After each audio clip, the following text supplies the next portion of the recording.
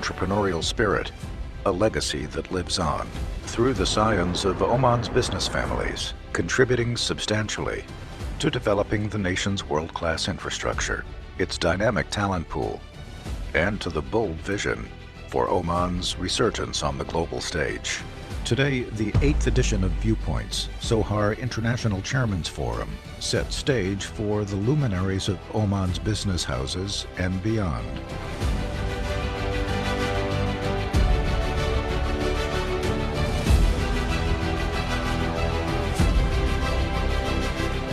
Our third virtual session in conversation with a fourth-generation business mind. Our guest speaker, Dr. Reinhard Christian Zinkan, Executive Director and Co-Proprietor, Miele Group, Germany, a 121-year-old leading premium domestic appliance manufacturer, voted as the best brand ever across product categories in the home of engineering perfectionism, Germany. Presenting the Miele Case, how to run a family business over generations and grow the brand.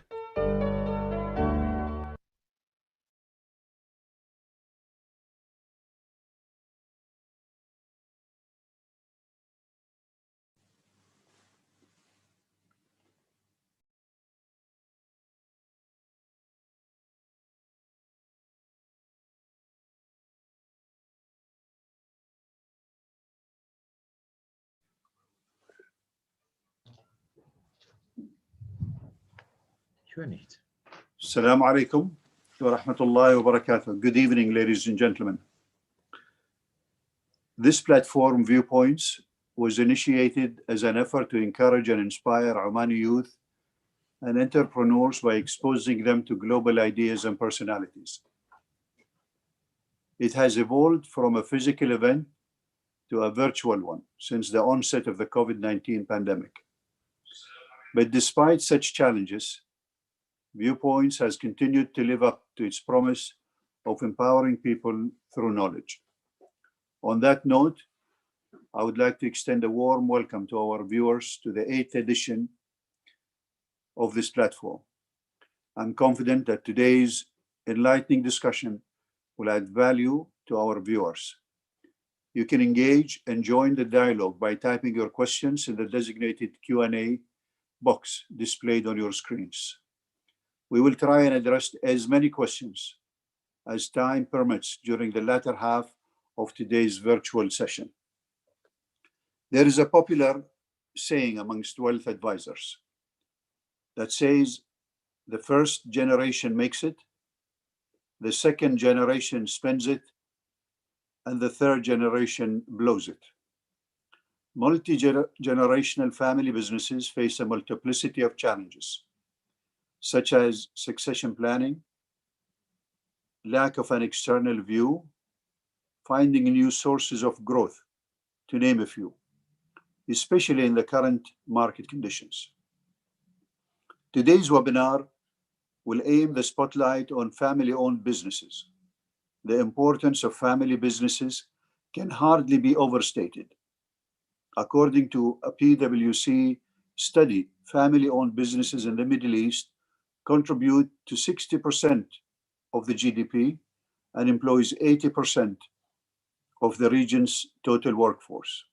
Huge numbers. Worldwide, 750 of the world's top family businesses generated revenues of around $9 trillion in 2019. Family-owned conglomerates have been a key contributor to Oman's blessed renaissance since 1970. As wealth creators and employment generators, they have also been at the forefront of social initiatives for helping communities and people.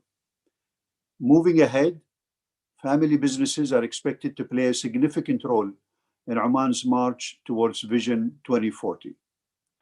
Our guest speaker tonight, Dr. Reinhard Christian Zinkan, a fourth-generation executive director and co-proprietor of the Miele Group, probably knows family businesses better than many. The Miele Company, founded in 1899, is the world's leading manufacturer of premium domestic appliances. The group has a turnover of over 4 billion euros and employs approximately 20,500 people. Its global footprint spans across 100 countries, either through its subsidiaries or importers. Dr. Zinken is also the Vice President of the Brand Association, spokesman for the domestic appliances industry on the board of ZVEI, the association representing the German electrical and electronics industry. A doctorate from the Technical University of Berlin, Dr. Zinken studied economics, business management, history and the history of music, and philosophy in Freiburg, Harvard, and Cologne. Please join me in welcoming Dr. Zinken. The topic of his presentation is the Miele case, how to run a family business over generations and to grow the brand. Reinhard, over to you, sir. Salam alaikum. Good evening, everybody who is listening. I'm very honored and happy to speak to you this evening in this virtual forum, and I hope that I can give you some insights into family businesses. I was asked to give you a brief presentation on the Miele case, although you, Mohammed, with your kind words already said a lot of what I have in my presentation. But let me still run the presentation, and I'm open to answer all questions that might come up, and hopefully we'll have an interesting discussion. So let's go into the presentation that I prepared for you.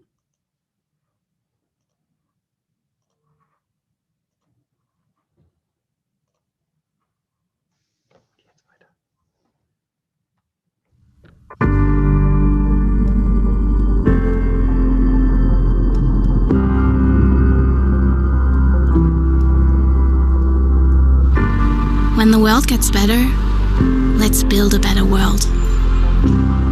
Not just a restart, but a new start.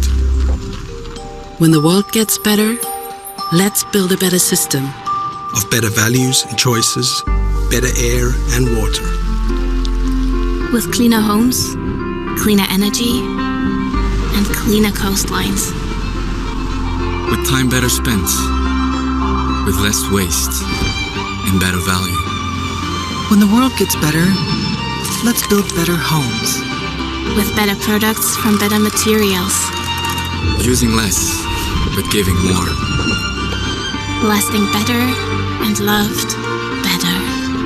Reliable and recyclable. Flexible and fixable. When the world gets better, let's just get better and better. Miele. Immer besser.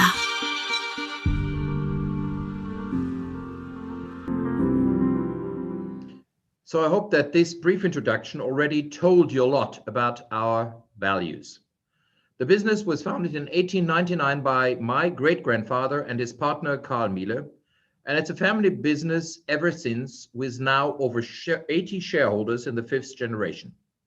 We have 5 managing directors, including my partner from the Miele family, myself, and 3 non-family members on the board. Sustainability is extremely important for us, and it was important for us already at a time when nobody spoke about sustainability. We have a consistent premium positioning, and we rely on just one domestic appliance brand, which makes us unique. Mohammed already said we have more than 4 billion turnover in the last fiscal year, and we have about 20,500 employees worldwide, of which 11,050 are in Germany. Sales subsidiaries, we do run ourselves in 50 countries, and in more than 48 countries, we have local distributors. 9 of our 16 production plants are in Germany. Now, the turnover of the group breaks down into the majority kitchen appliances with 46%, and I'll talk about that a little later. We have 20% laundry care, 30% professional business, which originally was started as a derivative from the domestic appliance, which consists of professional products, laundry care for hotels and restaurants, but also on care, especially for hospitals in terms of disinfection. And we have 8% floor care and 9% is the service and accessories. Now, from 1899 to 2020, it's 4 generations at a glance. It were the 2 founders, then their 2 sons, Karl Miele Jr. and my grandfather, followed by Rudolf Miele, who passed away 2004, my late senior partner, my father, who's still alive and comes to the office every day, my partner, and myself. And here you see us as a board of directors, which is my partner at the right side with my colleague Axel Pniel. In the middle is my colleague Olaf Bartsch, responsible for finance and administration. And to the left, you see my colleague Stephen Bright, who is responsible for technology. Now, as already said, today we're the world's leading supplier for household and commercial use. And you can see all the fields here. It's the built-in, meaning cooking appliance, it's laundry care, it's vacuuming, it's dishwashing, and it's the professional goods, which you see at the bottom right. And our aim is to give products for a delightful experience every day and everywhere you get in touch with the brand and its products. The founders already put on the lid of their first machine, Forever Better. That was their special marketing, their special advantage, their USP. Forever better, and that meant in quality and durability. The products are tested and built to last for 20 years, and that is our unique position. Then, of course, together with the quality come best results in whatever the product should give. And then, of course, on top of that, the product should give a maximum comfort. Here you do see our new range of dishwashers with an automatic dispenser of liquids of the soap. Of course, that has to be joined by elegance, the pure elegance that makes it ideal and lovely and nice to look at the product in the kitchen itself. Now, what happened over the years? Miele and its products.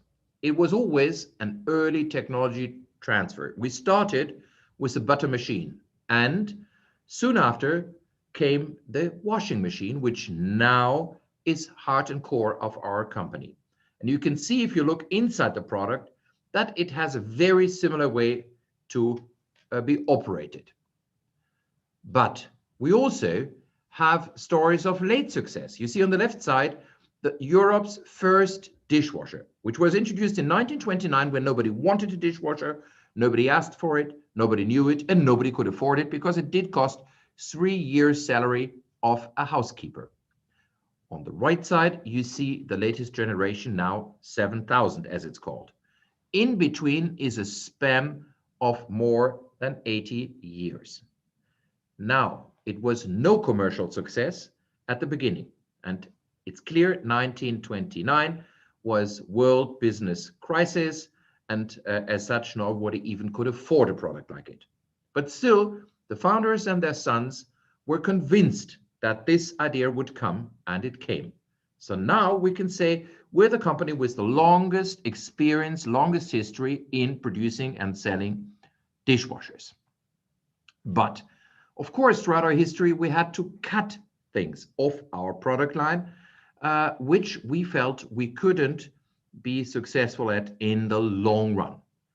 The one which probably you all will look at first is our car. And yes, we did build cars. About 168 cars were built prior to World War I. But the 2 founders were wise because they decided to give the cars up, which of course was not an easy decision, but they decided they did not want to ask the banks, sorry, Mohammed, in for debts. They said we can only survive if we stay independent without debts, and we can only grow as fast as our equity grows. And that is still true today. So it was given up prior to World War I already. Next that was given up were the motorcycles and bicycles that were produced until 1961. Also a lovely product.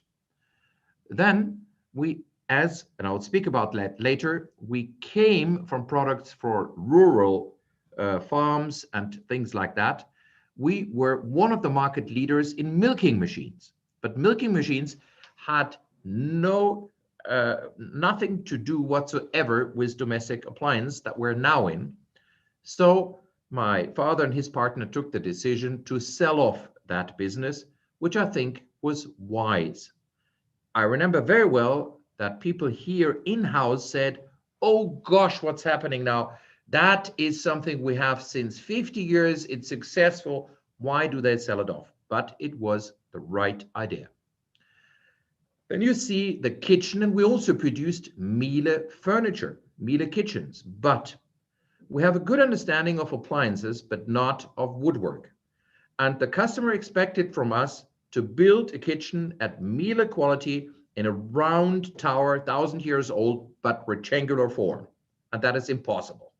So after many years, the decision was taken to give up the kitchen furniture business, to sell it off and concentrate on built-in appliances. But also we had to understand that we had to change not only our distribution, but also the way we looked at our customers. In the beginning, we had customers only in the rural side, as I spoke about already, and we sold through wholesalers to all these farms. In Germany, were two companies doing that, two wholesalers. One is called Raiffeisen and one is called BayWa in Bavaria. And we understood in the 50s and 60s that the time of living only on farms is gone. So we should and did invest in selling direct to private household to the end consumers. As such, we built up a complete new distribution network, which you can see here on the right side of the picture. Then, of course, we had to change the product line. And you can see it here from the cleaning competence, meaning washing, laundry care, dishwashing, meaning vacuum cleaning. And I can tell you that we were also among the world's first producers of vacuum cleaners, to the cooking competence that now makes, as you have seen, 49% of our business. On top of that, we have now a new business field, because now we're not only a sole appliance manufacturer, but we're also a full service provider. That means that we sell complementary products and services supplement to the range, which give a better performance than the ones that you can buy in normal trade, and that differentiates us from the competition. But on the other hand, also keeps us in permanent touch with the consumer and his needs, and of course, generates additional value. I spoke about the dishwasher with automatic dispenser for liquid. The same comes true for the washing machine. You see here on the left side where you see 1 and 2, those are the liquids for the washing machine. And of course, we were the first ones to come up with that idea. And so we can say we are a leading player in that field. But we're also playing a leading role in all other fields, like the vacuum cleaners, where we sell cleaners with cleaning bags, accessories, and we sell vacuum cleaners without. But we also have fragrance capsules for the tumble dryers that give a certain smell to linen and sheets. And we do sell, of course, also for our coffee machines, the Miele Coffee Black Edition. Here you can see again the new and latest line, Generation 7000, Dishwasher 7000, the W1 and T1, our washing machine tumble dryer, and the latest innovation, our Triflex HX1, which is a cordless vacuum cleaner. As I said, from the beginning on, Miele did not only want to be a leader in terms of quality, durability, but also a leader in terms of technology. And I spoke about the dishwasher as one example. I could speak hours about many other examples, but the one that is probably the latest one that one or the other of you might have heard about or seen in the social media is the revolutionary dialogue oven. The seemingly impossible becomes true. All ingredients are cooked into perfection at the same time. And you see at the bottom a wonderful example, because a fish put in a block of ice, put in the dialogue oven, comes out not swimming because the water is melted, but still in the ice block, which keeps an ice block completely locked, and the fish is ready. That is absolutely unique. And the dialogue oven itself, and that is so unique, combines conventional heat with electromagnetic waves. And of course, we combine it with apps that send recipes straight to the user. Now, I spoke already also about the change in distribution, change from the distribution of wholesalers like BayWa and Raiffeisen to selling direct and to selling to our trade partners. Here we have, you can see 100 Miele experience centers in 50 countries. All the little red lights symbolize 1 Miele experience centers. Feel, smell, and touch the difference. A premium brand presence on all channels. You can see here different examples for that. We sell through authorized dealers, our partners in trade, where we have very strict criteria for the product range and for the way how they present the brand. Then we have the MCA model, Miele Chartered Agency model, where we distribute through an agency system. So the trade partners operate as our agents. That comes true for Australia. Then we have the Miele Experience Centers, which are our own showrooms, which is an elegant business card in all metropoles. And of course, on top, we have the Miele online shop, with everything that is part of an online shop. And last not least, we are very, very active into project businesses. Project businesses are apartments, villas, houses, and here you can see the example of Tunaya Villas in Muscat in Oman, where the final customer purchases a project or into a project which is empty shelf except kitchen and bathroom.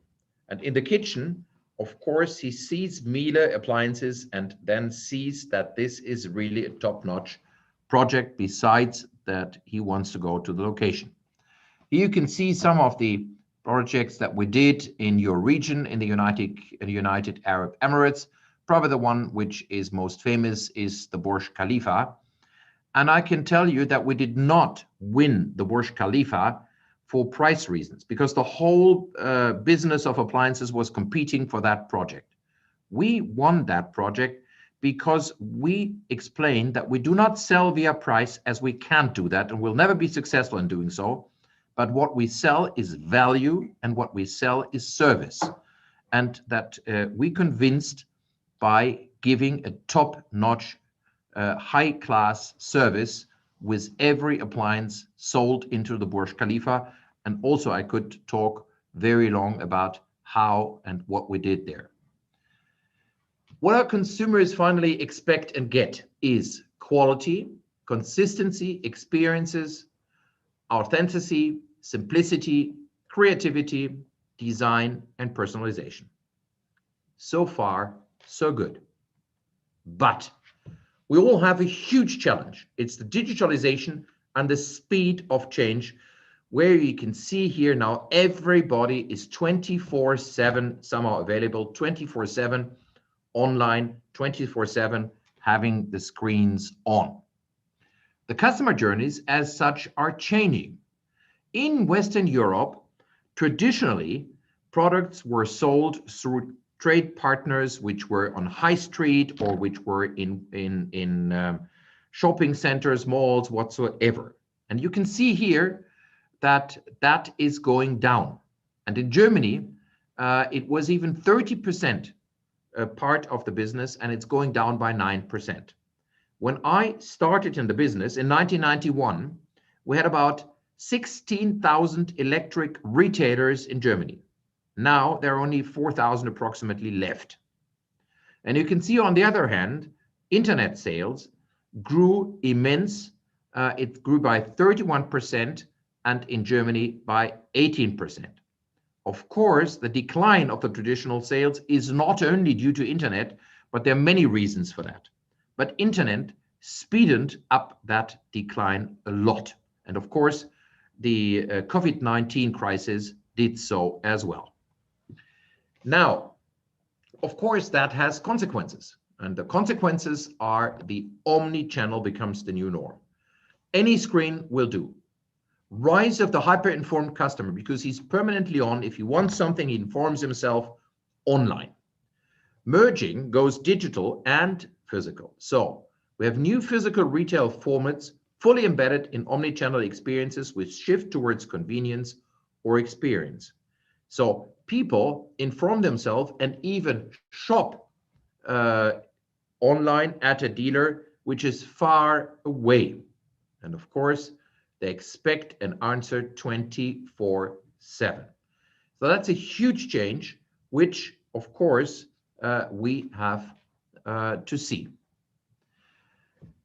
Now, there are other challenges as well, because the digitalization brings a lot of opportunities with it. And I want to give you a few examples. One is our smart home business, which is an own business unit within our electronic department. We started already in 1998 with a pager that announced laundry is finished. Now, what is so important about this is that we were able to do that because we were the first ones to have machines in Europe and the second one worldwide, but the first one in Europe to have machines fully electronic controlled. But we were the worldwide first ones to engineer and produce these electronics ourselves. So I could tell a lot more about what steps we worked with our electronics. I just give a few more examples. 2008, the hop control hood. So the hood started when you put anything on the hood, on the hop. Then we have appliances operated via app. And then we have 2020 cooking with artificial intelligence. But on top of that, we have now sought for new growth opportunities. As such, we started a new business unit, new growth factory called, where we do not only seek for venture opportunities, so we are venture capitalists, but also look for complete new fields of business. And there are lots of opportunities out there. So this is something which we need to separate from the day-to-day business. So those who are in that have their head and thoughts free. And then, of course, last not least, we have a new location with up to 100 digital experts. That's our digital hub in Amsterdam, which is bundling marketing activities, e-commerce, and things like that. And of course, the goal is delightful digital customer experiences. Okay. Smart Home made by Miele. The latest highlights is Cook Assist, which helps you to cook perfectly by yourself. Then Smart Food ID, it's an automatic food recognition. There is a camera in the oven that recognizes what is in the oven. And Smart Browning, which means pizza like just at your favorite Italian restaurant. Okay, now I have a deep drive inside me to go where nobody has gone before.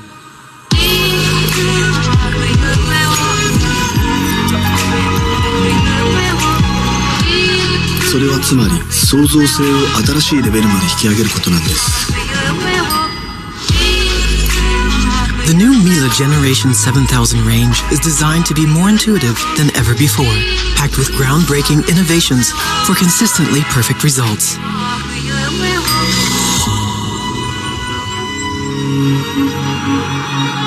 When technology is this intuitive, true creativity can really start to flow.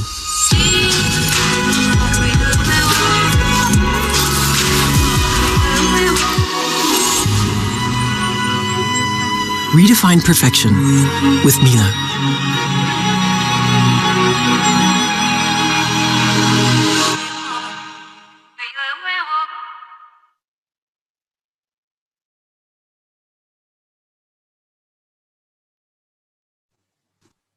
Reinhard, you're on mute.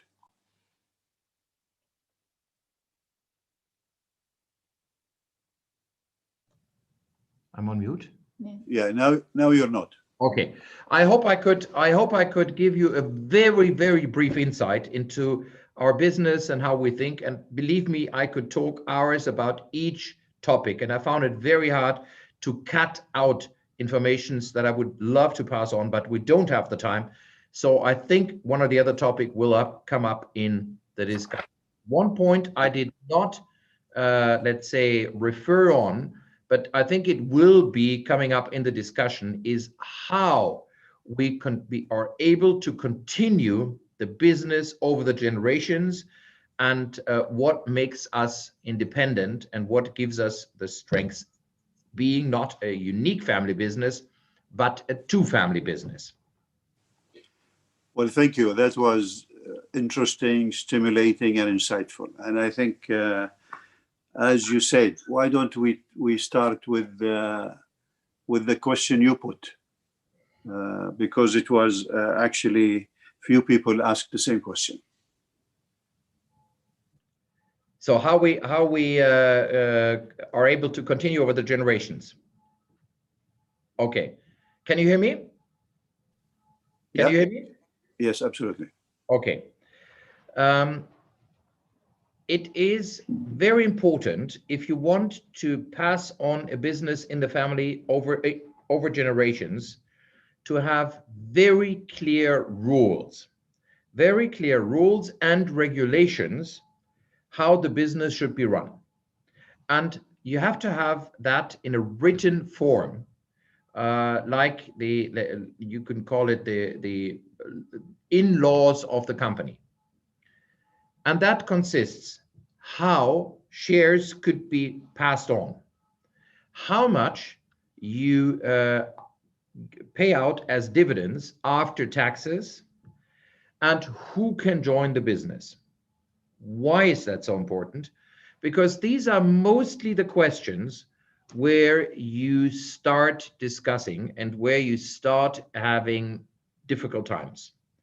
One wants to have more dividends. The other says, I don't need that much dividends this year. One says, I want to have my son. If you have your son, then I want to have my son as well in the business. And one says, okay, it's fine to be in the business, but I mustn't work that hard because I'm anyway a shareholder. So to exclude things like that, you have to regulate them. What we did is we have a few very clear regulations. Number one, shares can only be passed on to direct descendants, never to wives or outside the family.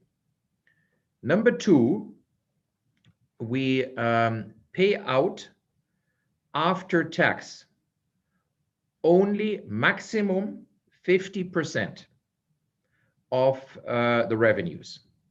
The rest is kept in the business to auto-finance the business. And the third is that we have a clear rule who is allowed in the business. And that is a very simple rule, because if you have more than 80, up to 90 shareholders, then you have to have a rule. And the rule that we have is there can only be 2 Highlanders, 1 from each family.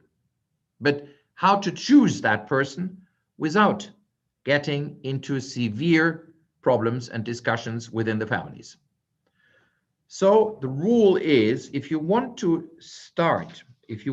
go and devote your life to the business, then you have to have fulfilled a few topics before. Topic number 1, you have to have an A exam from a top university. So not archaeology from whatever C university somewhere in the world that nobody has ever heard of, because it has to be related to the business. And archaeology is nothing that has to do something with appliances. Second, you have to pass the exams with a good result, so with an A result, in a let's say, not the briefest possible, but not a too long time. So let's say if the average in Germany for studying, let's say, business would be 5 years, 10 semesters, or 4 years, then it might be 5.5 because you did something else. Or if you did an internship somewhere in the world, it could even be 6, but it must not be 16 years of studies, to give an example. And then you have to speak at least one foreign language fluent. So these are the, let's say, rules that everybody can see. But now, to go further and beyond that, anybody who wants to join the business has on top of that to work 5 years in another business, gaining leadership experience. So not doing just a job anywhere in an office, but gaining leadership experience. And then if he has all that and he is interested in joining the business and there is a job in the business where he could start, he can apply. If he applies for that, he has to apply at the family board. And then he is tested by 2 independent HR specialists, or you could call them researchers or whatever, headhunters or however you call them, who are specialized in testing people for their skills. They give at the end a final result, writing to the family board, yes, the candidate is capable of coming to the top and running the business in his generation, or he's a nice chap. He is wonderful. We love him, but he's definitely not the right person to run the business. Or he might be a brilliant guy, a brilliant engineer, but he's an autist. He cannot communicate with others. As such, all his brilliance will not help him to run the business. So if you have that, then the family board, having this in hand, allows the potential candidate to apply for a job.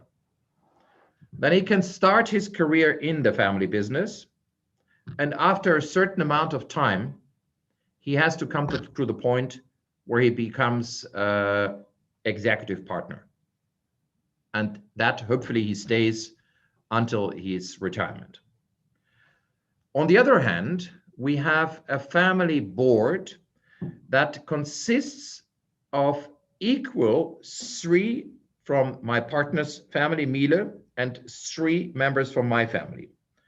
And family board is called family board because also we only allow family members, but in this case, including spouses. Because of course we want to have on the family board persons who are capable of understanding what we do. And we are very fortunate to have an extreme capable family board with persons serving on the board who are having their own career at their own right in complete different business fields, but in business, from banking to whatever. So these are the rules that are the most important ones. And we have one other rule that is also very important, and I spoke about it when I spoke about the cars. Already our forefathers said we can only grow as fast as our equator grows. So never because there is a business opportunity and it seems to be so golden at the sky. Never just go in a business because you think it's so golden and go into depths for that. If you can't finance it yourself, don't do it. Keep the independence, because that independence allows us to invest very long term. I spoke about the first dishwasher in Europe, which nobody wanted. And there are many other products which at the beginning had very difficult times, like the dialogue oven or We also were the first ones to have a ceramic cooktop. And when that started also, there were many questions if that would be a success, but it was. So you need a long breath. And the long breath you have if you're financially completely independent. And that's what our forefathers put into the genetic code of the company.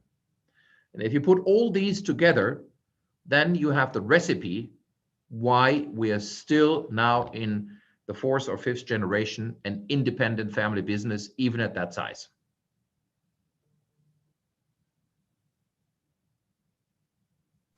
That's excellent. You actually answered many questions about succession and training of the next generation. There's a question about what are, in your view, the successful decisions, actions you have taken to go through the current troubled times, and is being a family business an advantage in such times? Second question first. Yes, it is an advantage because we are only responsible towards ourselves and our own shareholders. Nobody is speaking for us or nobody is interfering in our business. And that gives us the opportunity to invest, as I said, long-term, to think long-term. There is an old saying, you spoke about this, the third generation blows it, but I would like to say, the old saying is never waste a crisis. But if you don't want to waste a crisis, you need to have the long breath to survive the crisis. That is the second part of that sentence. And that's what we do have. So we continue to invest in engineering, in new products, in markets. We continue to invest heavily in all the digitalization I spoke briefly about. And that is maybe the best recipe. Continue, and as such, also always better means always be different. Did I answer the question by that? You did. Reinhard, another question is about when is it the right time to take a family business public? That's a very good question. I can't answer because when I'm asked this question, same if some banks come and offer us to bring us in contact with whomsoever, my only question is, why should I sell my future? What do I do with the money? If I love my business, why should I take the money and run? If I believe in my business, then I stick to it. I know what I do and I can handle it. If you have a lot of money, the history shows that mostly money doesn't stay in the family hands for that long. Business, if run well, stays. And I would not sell my future. And last not least, we feel a deep responsibility towards all our employees. And we have employees that work for us now also in the fifth generation. We have families working for us where it's father, mother, son, grandfather, uncle, whatsoever, whole families that are in the factories. We have a very close and I think good relation to all our employees. And we are kind of a safe haven for them, and we feel responsible for them. But we also feel responsible for our surrounding, meaning for the society that we live in and for the community that we live in. And if we would go to the stock market, we would lose the independence. We would have to report quarterly, would have to report on what we do, and others would interfere in our business. And that wouldn't make us more successful. It might give the family more money, but that's not what we intend to have. Yeah, no, that is a very, very wise very wise advice, particularly in the face of the present regulations worldwide. But Mohammed, of course, I speak with the eyes and heart of somebody who is in the fourth generation. Right. If you start a business, or if you have grown it in the second generation, it might be necessary, because you can't grow otherwise. It might be necessary to go to the stock market, or it might be necessary to have private equity going in, or whatsoever. Or if you do not have successors that are coming after you. So there may be many reasons which are also very valuable and good. So I'm not condemning anybody who does so. But Right. with my eyes for my business, or for our business, I can only say at this point of time, I don't see any reason to do so. And I was educated and brought up, it's a family business, and you don't inherit money or shares, you inherit a responsibility. And we are all just part of a chain. I'm holding this chain in my generation and passing it on to the next generation, hopefully with some interest, so the chain got stronger that I pass on. But that is my personal view. There is a very good saying. It's actually coming from a German author whom every German knows, called Goethe. And that is, what you inherit from your fathers or from your forefathers, purchase it to own it. Yeah. And to On that point, Reinhard, I mean, obviously, Mila is a very impressive story, and what you say and the rules that your family and your fathers and your grandfathers have put is really amazing. Now, obviously, you can appreciate not every family business in the region or in the world had that luxury of having those leaders on top from the beginning, and those visionary education levels and all that kind of thing is not the same. So my question is that you saw the numbers in the Middle East, 60% of the GDP is contributed by family businesses. 80% of the workforce is actually work for family businesses. Do you think governments have responsibility to help protect and keep these businesses? And is there anything that governments can do or should do to facilitate this passing of success? Yes, of course. There are three different aspects. First, liberalize the markets as much as possible. Second, is the question of taxation. Death duties are something incredible and kill family businesses.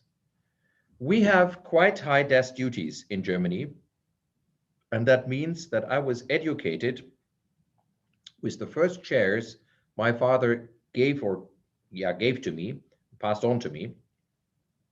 He said, don't forget, I give it to you free of duties because I paid for them already. That's your duty one day also. So we have to save for death duties. And of course, that money cannot be invested. But on top of that, there are many other taxation topics, which may be typical German, and I don't know the tax regulations of other countries. But that is a huge burden for businesses, not only for families, but for every business, but for families especially, because it does not allow to invest all the money that you could invest, as you have to pay taxes. Of course, you have to pay taxes, but if it's too much, it's too much. I could give many examples for that. For example, the pensions that we pay out, the cost of these pensions, we cannot deduct from the tax. And we already pay pensions to our employees since the 20s. Right. But that is a very typical German taxation issue. So if I'm asked what the governments could do, liberalize the markets and be very careful with taxation if the money is left in the business. If the money is spent for luxury and for personal luxury, that's a different story. But if the money is left in the business, then really help these companies that the money can stay there. So that would be my major advice. Okay. You mentioned how you looked after your employees and how you facilitated a great environment. ESG and diversity and inclusion is a big subject. How is that done in Miele? Where does it sit, and how do you go about it?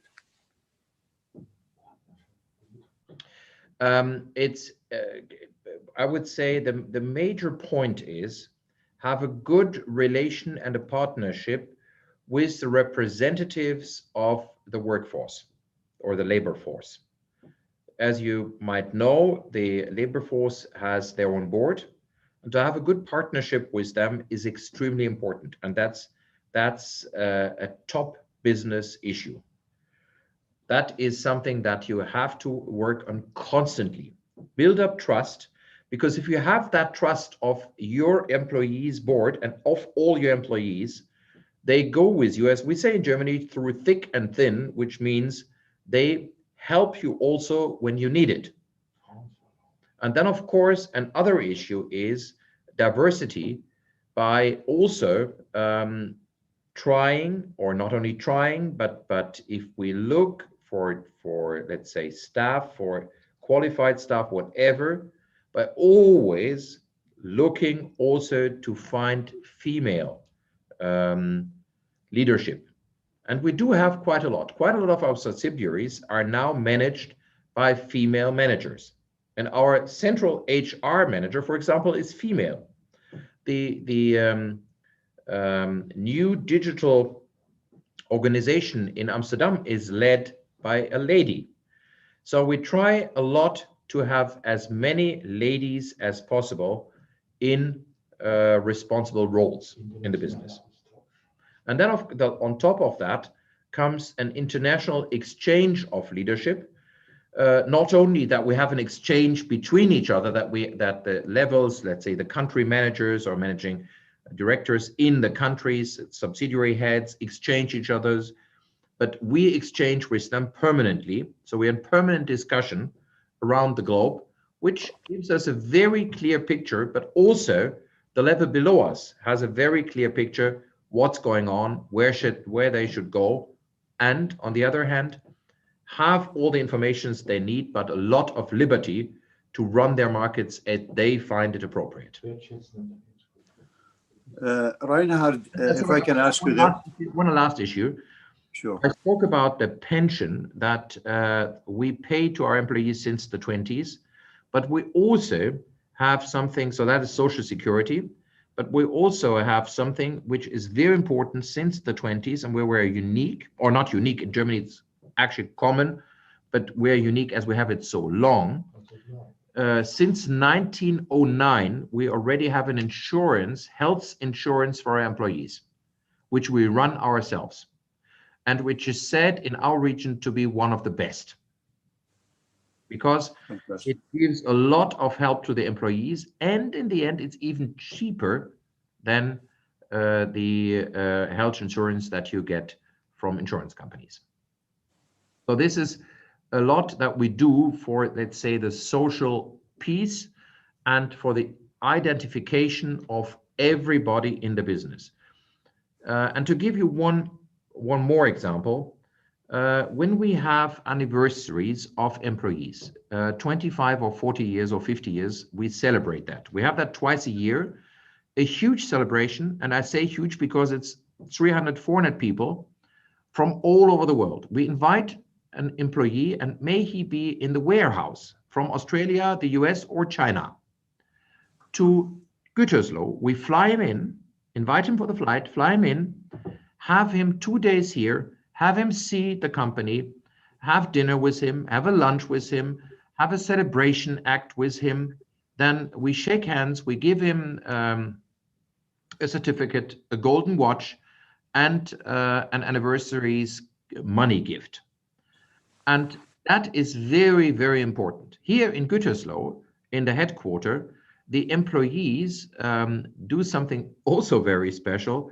They change the place of their colleagues into kind of a, whatever, you would not recognize that somebody works there. You find a fisher boat suddenly in an office, or a tennis court, or whatever. And we allow this, we allow the let's say, joint workers to create a very special atmosphere for the person who has his anniversary. And the morning he comes off his anniversary to his office, he sees all his hobbies, his family members, whatever he has as specialty in his office. And those guys who come from Australia or the US are walked through the offices, and they all have a big smile, a big laughter. And that also gives a kind of companionship that is very, very special. And when I am traveling the world and all our subsidiaries, wherever I am, the first I do is, and I often then quit the original planned schedule, but in the meantime, hopefully the organization has learned that, I walk through every office, and shake hands with every employee. Wherever I am, in the US, in China, in Germany, wherever. Of course, that's not possible in the factories where we have 2,000 people. But if I travel my sales organization, because I'm responsible for sales and marketing, I go and see everybody. And you can see them that they have pictures of my partner and me on their work desk, and have pictures of us together with them, which is a clear token of their identification. But what I do by going to see them is trying to value them, trying to tell them, you are a valuable member of the family, of the business. We see what is your part here. And it's always a few certain personal words that you can say. Oh, how's your family? And last time you just gave a birth to whatever child, or are you in the meantime grandmother, or just things like that. Of course, I'm informed about these things before. But for the person whom I stand in front of, is it incredible, because he sees, oh, he's coming from Gütersloh and he knows me. So one of the questions about leadership, which actually I think that's what you are describing. And the question is, what facets of leadership you think has helped you participate in this success? I think it's being always open and trustworthy. And if I say something, everybody knows I mean it. And they know I would try to help everybody if there is an issue or a problem. I don't condemn anybody for having done something wrong, or if something goes wrong, because it's natural, we are humans. Always can go something wrong. But the point is, they have to learn and not do the mistake a second time, and have to do it better, forever better. And what I try to tell them is, all the employees, listen, I'm just a human like you all are. And I don't ask anything from you that I wouldn't ask from me. If I ask anything from you, you can be sure I would do the same.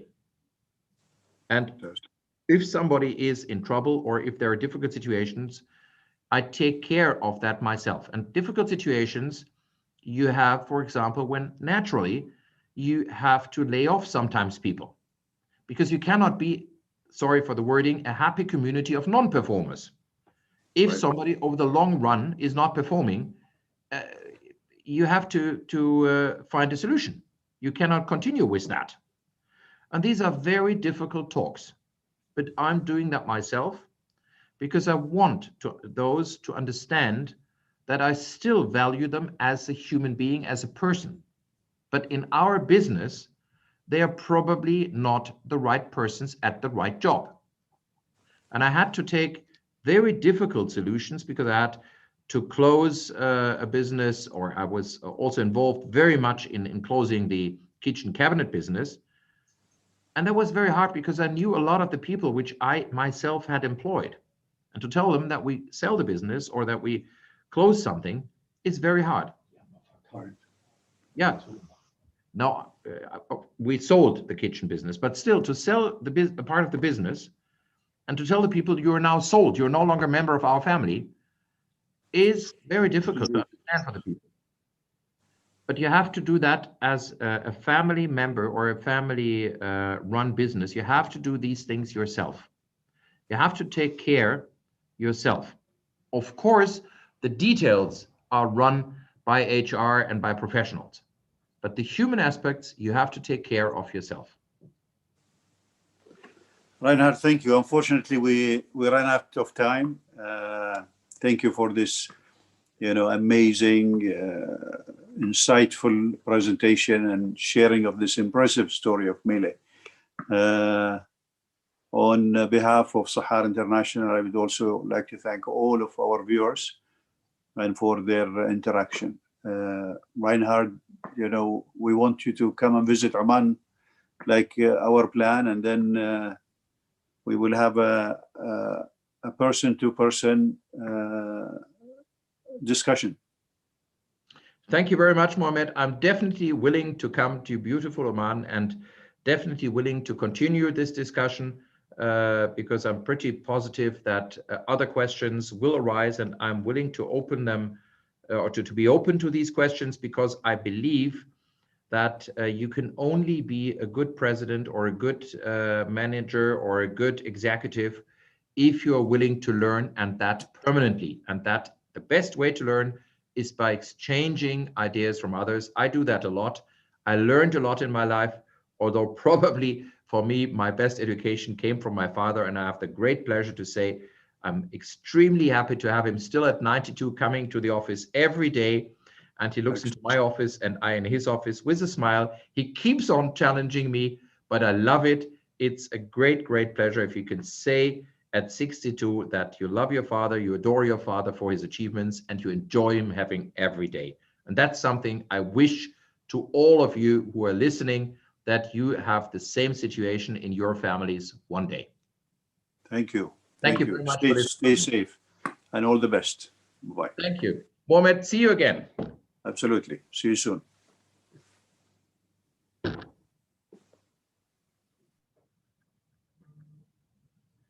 Ich fand sie wirklich gut. Wirklich gut. Habe ich das authentisch rübergebracht? Ja, ja. Ich habe natürlich